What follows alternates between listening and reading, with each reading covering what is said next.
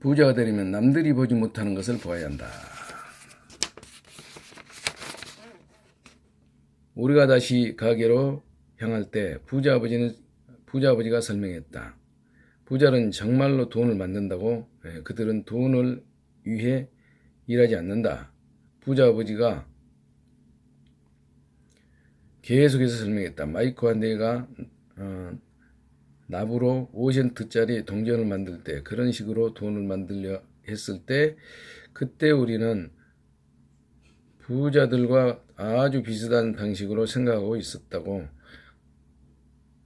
문제는 그렇게 하는 것이 불법이라는 점이었다. 정부와 은행들이 그렇게 하는 것은 합법이었지만 우리가 그렇게 하는 것은 불법이었다. 눈이 흐릿해서 잘 안 보여서 그럽니다. 부자 아버지는 돈을 만드는 데는 합법적인 방법과 불법적인 방법이 있다고 설명했다. 부자 아버지는 계속해서 설명했다. 부자들은 돈이 환상임을, 그러니까 당나귀가 쫓은 당근임을 잘 안다. 다만 두려움과 욕망 때문에 수많은 사람들이 돈을 진짜라고 생각하면서 환상을 쫓는다. 돈은 사실 만들어진 것에 불과하다. 그럼에도 사람들은 착각과 무지 속에서 돈의 환상을 쫓는다. 오히려 당나귀의 당근이 여러 면에서 돈보다 더 소중하다. 부자 아버지가 말했다. 부자 아버지는 미국이 채택하고 있는 근본위 제도를 설명했다. 그리고 화폐가 사실은 증명서에 불과하다고 얘기했다. 부자 아버지는 우리가 언젠가 근본 제도를 포기하고 화폐가 증명서가 되지 않을 가능성을 걱정했다. 그렇게 되면 모든 것이 엉망이 될 거다. 가난한 사람들과 중산층 사람들, 그리고 무식한 사람들은 삶을 망치게 될 거다. 왜냐하면 그들은 여전히 돈이 진짜임을 자신들이 일하는 회사 혹은 정부가 자신들을 돌볼 거라고 생각할 것이기 때문이지. 우리는 그날 그분이 한 말을 제대로 이해하지 못했다. 하지만 나이가 들면서 그분의 말은 점점 더 이치에 맞았다. 부자가 되려면 남들이 보지 못하는 것을 보아야 한다.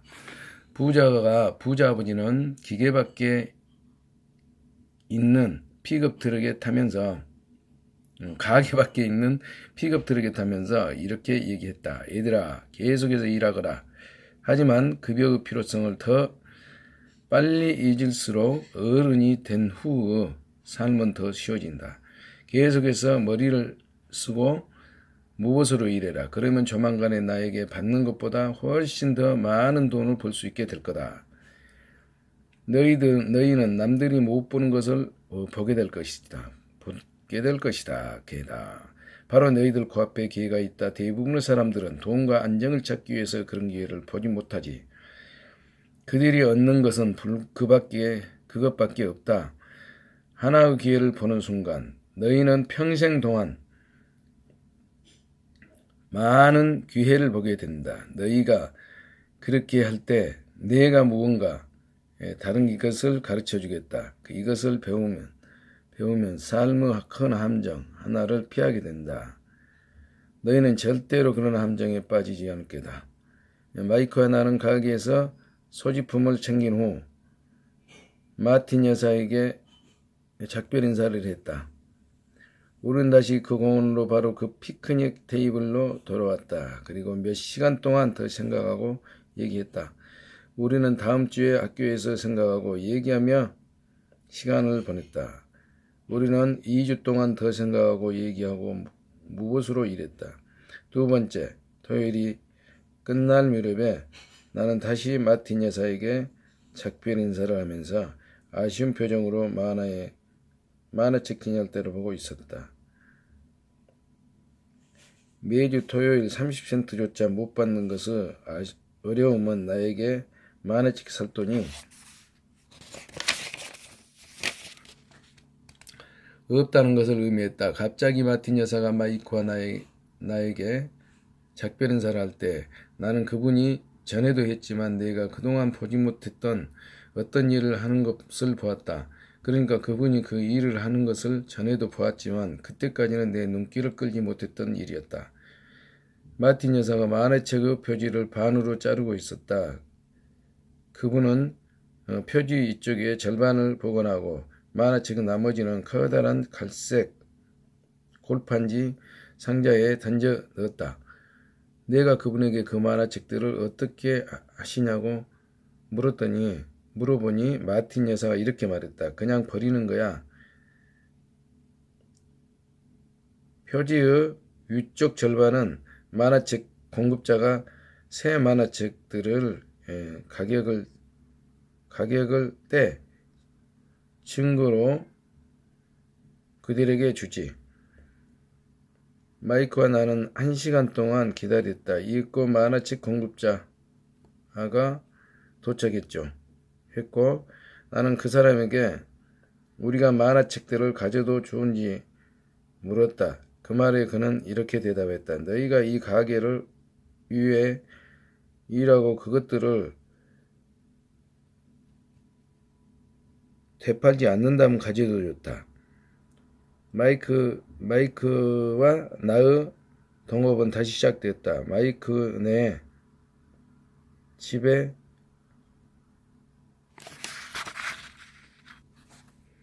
마이크와 나의 동업은 다시 시작됐다. 마이크네 집의 지하에 아무도 쓰지 않는 공간이 있었다. 우리는 그곳을 청소한 후에 수백 건의 만화책을 그곳에 쌓기 시작했다. 그리고 곧 우리의 만화책 도서관이 일반인에게 공개되었다. 우리는 공부를 좋아하는 마이크 여동생을 도서관 사서로 채용했다. 마이크 여동생이 아이들에게 도서관 입장료로 10센트씩을 요구했다. 우리의 도서관은 매일 방과 후에 2시 반부터 4시 반까지 문을 열었다.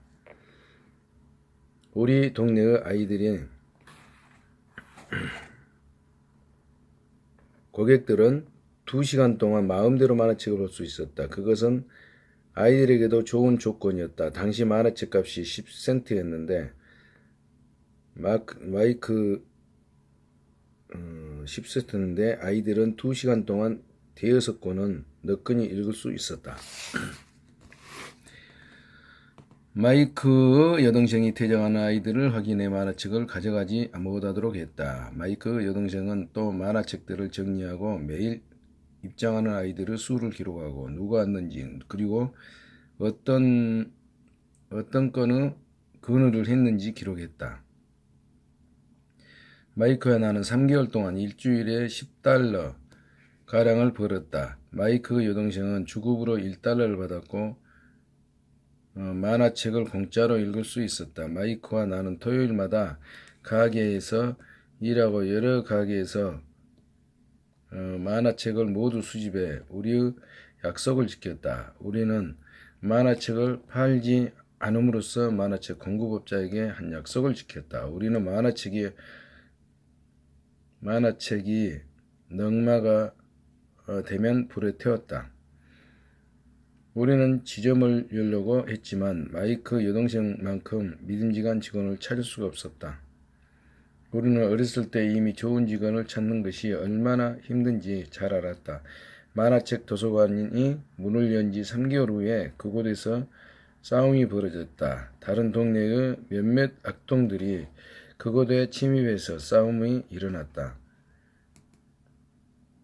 일어난 것이다. 마이크 아버지는 사업을 포기하라고 권고했다. 그래서 우리의 만화책 사업은 끝이 났고 우리는 토요일에 가게에서 일하는 것을 그만두었다. 어쨌거나 부자 아버지는 새로 가르칠 것들이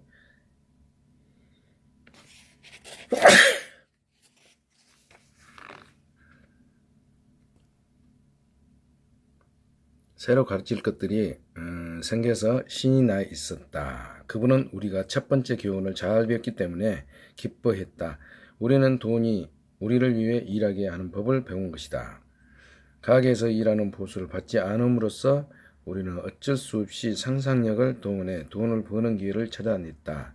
우리의 사업체인 만화책 도서관을 시작함으로써 우리는 고용주에게 의존하지 않고 스스로 금전 문제를 통제했다. 특히 우리가 육체적으로 사업장에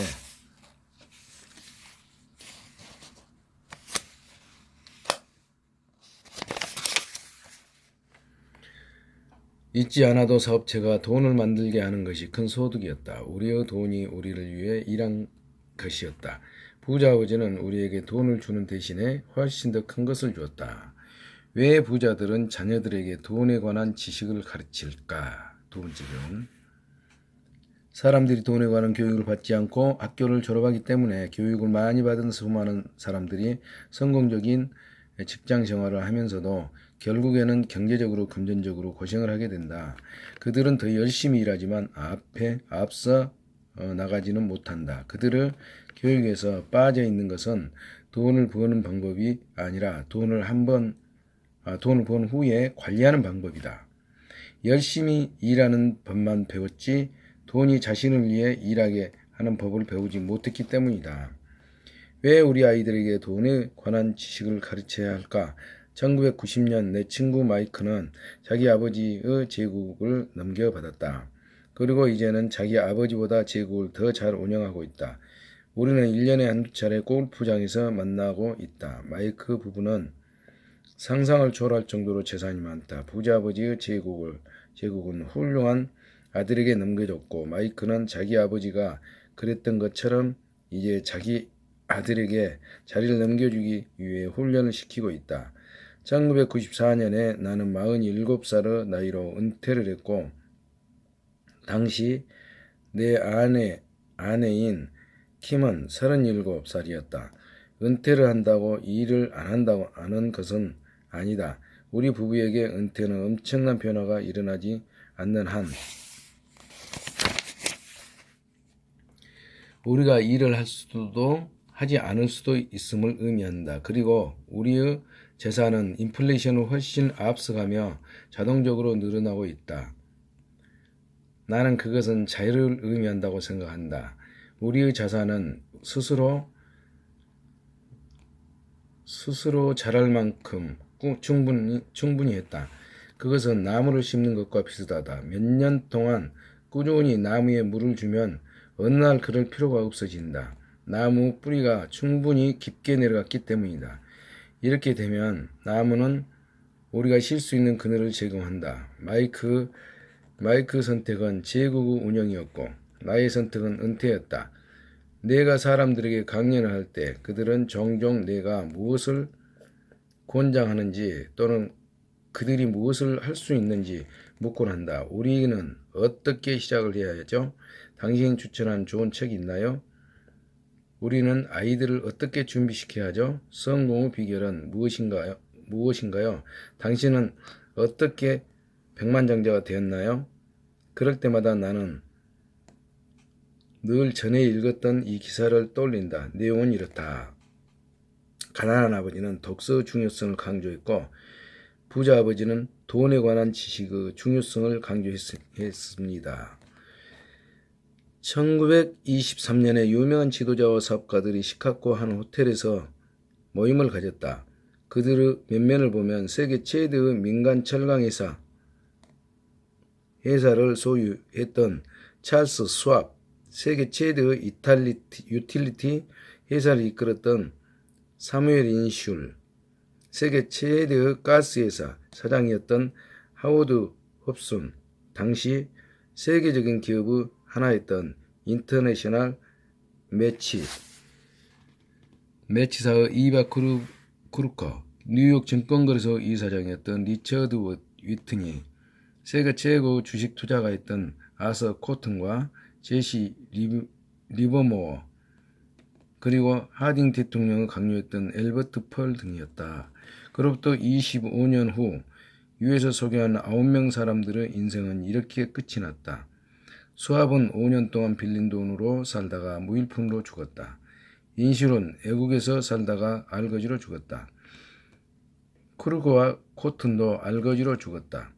홉스는 미치광이가 되었다. 위트니와 엘버트 펄은 막 감옥에서 나왔다. 리버모어는 자살을 했다. 이들에게 정말로 어떤 일이 일어났는지는 그 누구도 정확히 알지 못했다. 이들이 모였던 1923년은 1929년의 미국 시장 붕괴와 대공황의 직전이었다. 그래서 1929년의 상황이 그들의 삶에 큰 영향을 끼쳤을 것이다. 핵심은 이것이다. 즉 오늘날의 우리는 당시의 그들보다 더 크고 더 빠른 변화의 시대를 살고 있다. 나는 향후 25년 동안 그들이 직면했던 것과 비슷한 기복이 있을 것이라고 생각한다. 또 나는 너무 많은 사람들이 너무나도 돈에 집착하고 최대의 재산인 교육에는 관심이 없는 것을 우려한다. 사람들이 탄력성을 갖고 열린 마음으로 배운다면 변화 속에서도 점점 더 부자가 될 것이다. 하지만 돈이 문제를 해결할 것이라고 생각하면 힘든 삶을 살 수밖에 없다. 지식이 문제를 해결하고 돈을 만든다. 금융지식이 없는 돈은 곧 사라질 돈이다. 대부분 사람들은 얼마나 많이 버느냐가 아니라 얼마나 많이 모으냐가 중요하다는 것을 잘 모른다. 우리는 가난한 복권 당첨자들이 갑자기 부자가 됐다가 다시 가난해지는 얘기를 잘 알고 있다. 그들은 수백만 달러를 벌었다가 다시 곧 원점으로 돌아간다. 여기까지 읽겠습니다.